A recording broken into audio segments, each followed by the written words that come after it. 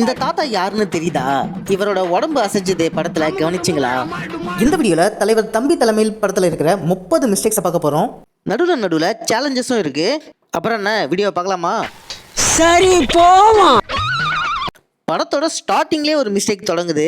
என்னன்னா, இங்க துணிங்க காஞ்சிக்கிட்டு இருக்கு. இந்த துணிங்க காஞ்சிட்டு இருக்கிறத பாருங்க. அப்புறம் கடைசியா இந்த படம் முடியும் போது துணிங்க காஞ்சிட்டு இருக்கும். நடுவில் ஒரு நாள் ஃபுல்லா காஞ்ச துணிங்களை எடுக்கவே இல்லை. இது மட்டும் தான் புதுசா சேர்ந்துருக்கு.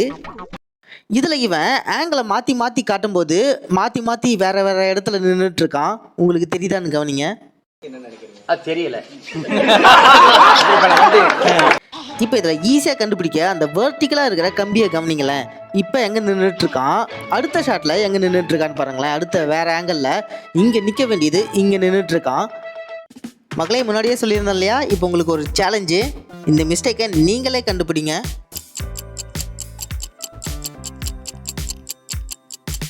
மறுபடியும் பாருங்க. இந்த மிஸ்டேக்கை கண்டுபிடிக்க ஒரு க்ளூ தரேன். நடிகர்களுக்கு இருப்பாங்க ஃபேன்ஸு, நீ பார்க்க வேண்டியது டான்ஸு.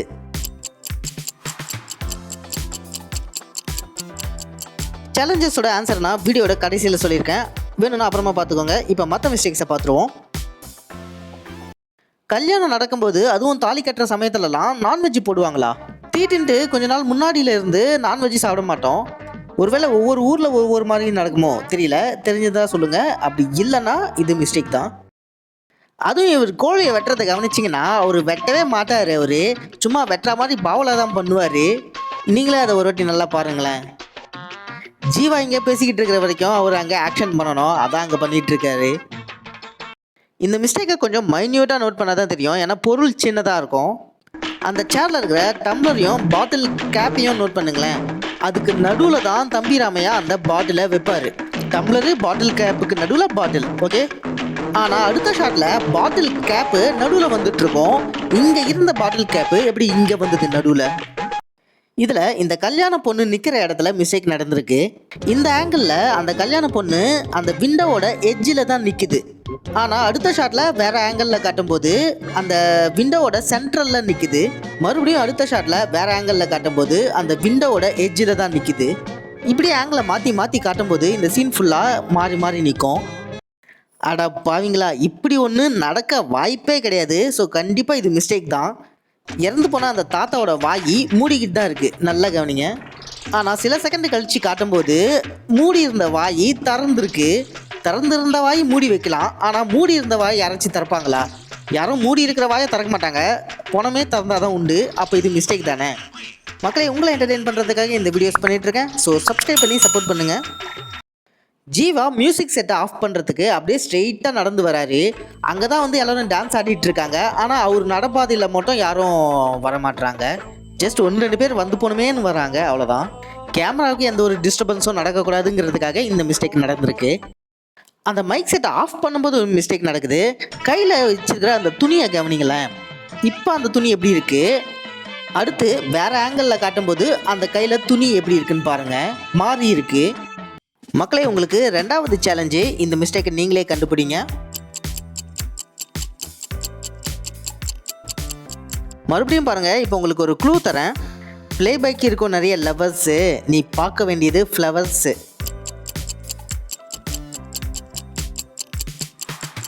ஆன்சர் கடைசியில் இருக்குது, அப்புறமா பார்த்துக்கோங்க. இப்போ மற்ற மிஸ்டேக்ஸை பார்ப்போம். மறுபடியும் அந்த இறந்து போன தாத்தாவே ஒரு மிஸ்டேக் பண்ணியிருக்கிறாரு. காலில் கட்டு போடும்போது அந்த விரல்கள் அசையுது பாருங்களேன். உதாரணத்துக்கு இந்த விரலை அப்படியே நோட் பண்ணுங்க. கட்டும்போது அது அசையுது.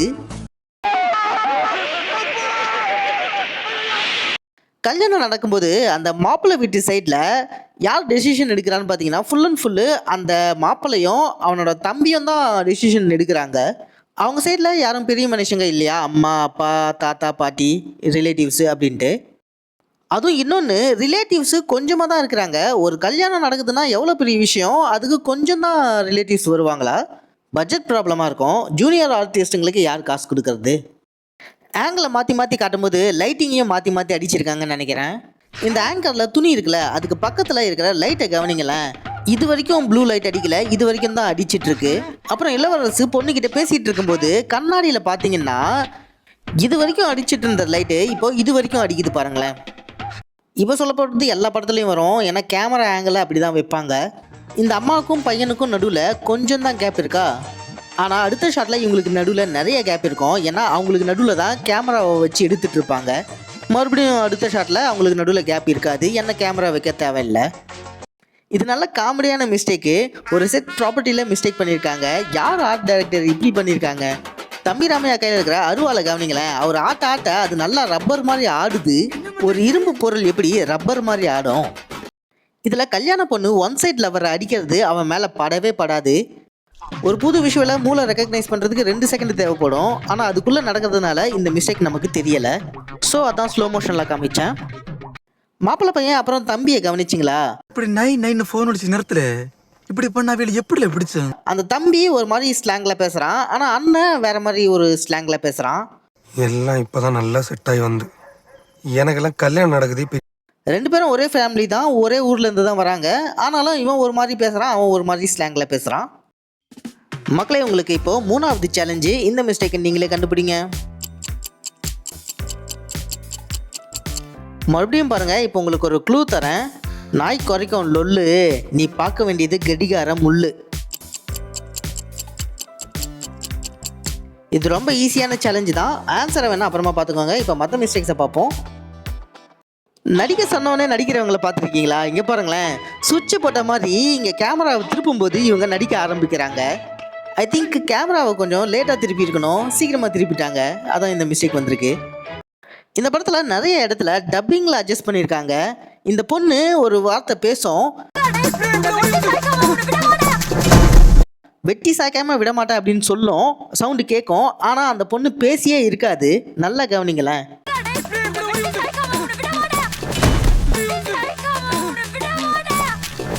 சீன் சீக்வன்ஸ் என்னன்னா, கன்ல இருந்து புல்லட்டு மேலே சீலிங்கில் இருக்கிற பைப்பில் பட்டு அது வேற இடத்துல பட்டு தாத்தா மேலே படணும். ஆனால் அதை எக்ஸிக்யூட் பண்ணும்போது மிஸ்டேக் பண்ணியிருக்காங்க. அந்த கன்னோட எய்மு அந்த சீலிங்கில் இருக்கிற பைப்பு மேலெலாம் இல்லை, வேற எங்கேயோ ஓட்டு மேலே தான் இருக்குது. ஓட்டில் பட்டு வெளியே எங்கேயோ போயிருக்கணும், அந்த பைப் மேலே பட்டுலாம் வந்திருக்கக்கூடாது. கிளைமேக்ஸ் சண்டையில் பேக்ரவுண்டில் ஒருத்தர் எட்டு வதைப்பார், ஆனால் அது அவன் மேலே படவே படாது.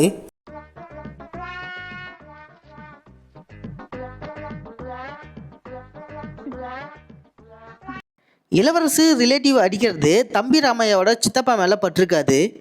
இந்த அடிதடி சண்டையில் மட்டும் எப்பயுமே ஒரு மிஸ்டேக் மாட்டோம். ஏன்னா அடி உண்மையாக படாது, ஆனால் ஆங்கிளை மாற்றி வச்சு ஒழுங்காக காட்டும்போது நமக்கு அடிப்பட்ட மாதிரி தோணும். ஆனால் இதில் அடிப்படலை. அந்த தொட்டி உடையிறது கிளைமேக்ஸ் மெயின் சீனு, ஆனால் அதுலேயே ஒரு மிஸ்டேக் பண்ணியிருக்காங்க. வெடியை வாயில தான் வச்சுருக்காங்க, அது திரியெல்லாம் கொளுத்தலை. ஆனால் அது கீழே விழும்போது வெடிக்கிற மாதிரி காட்டுறாங்க. அது என்ன பூண்டு பட்டாசா கீழே போட்டவொன்னே வெடிக்கிறதுக்கு? அவங்க கல்குவாரியில் வேலை செய்கிறாங்க. திரி பற்ற வச்சு வெடிக்கிற மாதிரி தானே அவங்களுக்கு இது கிடைக்கும். அது எப்படி போட்டோம்னு வெடியும்? பெரிய வாட்டர் டேங்க்கு கீழே விழும்போது மேலே படியில் இருந்த ஒருத்தர் தூக்கி வீசப்படுறாரு. அந்த டாப்பில் இருக்கிற படி மட்டும்தான் அசையுது. ஸோ அதில் தான் ஃபோர்ஸ் இறங்கியிருக்கணும், அது மூலமாக தான் இவர் பறந்து போயிருக்கணும். ஆனால் இதுக்கு முன்னாடி ஷாட்டில் காட்டும்போது அந்த இடத்துல யாருமே இல்லை. அப்படி அவர் அந்த இடத்துல முதல்ல இல்லைன்னா இப்போ எப்படி தூக்கி வீசப்படுறாரு? அப்புறம் மாப்பிள்ளை கல்யாண பொண்ணை வலுக்காம எந்திரி அப்படின்னு சொல்லுவார். நமக்கு சவுண்டு கேட்கும், ஆனால் அவரோட வாய் அசைஞ்சே இருக்காது. டப்பிங் பண்ணும்போது ஆட் பண்ணியிருக்காங்க.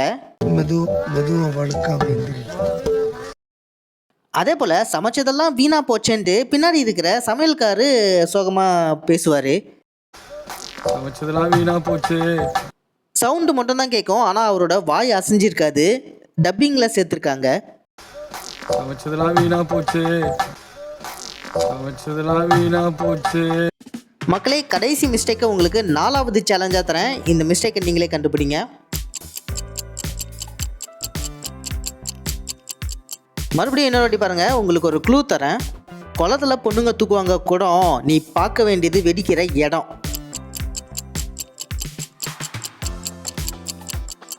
அப்பாடா, 30 மிஸ்டேக்ஸையும் சொல்லிட்டேன். இப்போ நான் உங்களுக்கு சேலஞ்சஸோட ஆன்சரையும் சொல்கிறேன். நீங்கள் கண்டுபிடிச்சது ஒன்றா இருக்கலாம், நான் சொல்கிறது ஒன்றா கூட இருக்கலாம். ஸோ கண்டிப்பாக பாருங்கள். ஃபஸ்ட்டு சேலஞ்சுக்கான ஆன்சரு ஃபேன்ஸு டான்ஸு. இந்த ஆங்கிளில் வண்டியில் வர மாப்பிள்ளை வீட்டுக்காரங்க எல்லாருமே பாட்டுக்கு வைபாக டான்ஸ் ஆடிட்டு இருக்காங்க. அடுத்த ஷாட்டில் நாயை தடவி கொடுத்துட்டு இருக்கும்போது பக்கத்தில் இருக்கிறவர் டான்ஸ் ஆட மாட்டார். நல்லா கவனிங்க. மறுபடியும் முன்னாடி காட்டின ஆங்கிளில் காட்டும்போது இப்போ எல்லாருமே வைபாக டான்ஸ் ஆடிட்டு இருக்காங்க, பக்கத்தில் இருக்கிறவரும் டான்ஸ் ஆடிட்டு இருக்காரு. செகண்ட் சேலஞ்சுக்கான ஆன்சரு லவ்வர்ஸு ஃப்ளவர்ஸு. இந்த ஆங்கிளில் ஜீவா டான்ஸ் ஆடிட்டு இருக்கும்போது அவர் கால் கீழே பார்த்தீங்கன்னா பூக்களே அதிகமாக இல்லை. ஆனால் அடுத்த ஷாட்லேயே அவர் கால் கீழே மட்டும் காட்டும்போது நிறைய பூக்கள் இருக்கும். ஏன்னா அவர் பூக்களில் கோடி கிழிக்கணும். அதனால மறுபடியும் அடுத்த ஷாட்டில் முன்னாடி ஆங்கிளில் காட்டின மாதிரி காட்டும்போது அதே மாதிரி நிறைய பூக்கள் இருக்காது. மூணாவது சேலஞ்சுக்கான ஆன்சரு லொல்லு கடிகார முள்ளு. அந்த கடிகாரத்தில் இருக்கிற ஹவரை காட்டுற முள்ளை பாருங்களேன், கரெக்டாக 4க்கு நேராக இருக்குது.